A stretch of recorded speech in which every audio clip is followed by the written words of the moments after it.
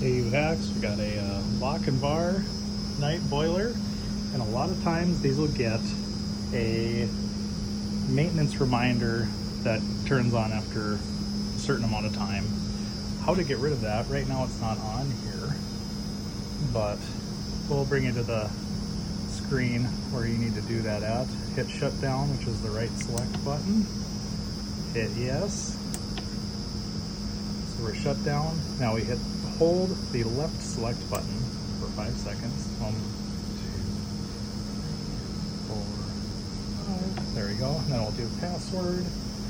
And it's 5309. It's usually what it is. Hit save. And that brings you to your settings. Then you scroll down to, did I pass it? I'm looking through my phone. Service notification.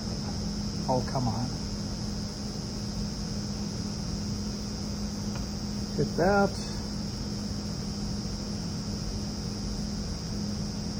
Then you hit reset maintenance reminder. Maintenance reminder, yes.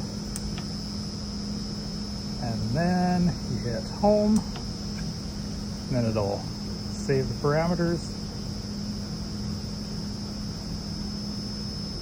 And then you turn your boiler back on. And you get rid of that message.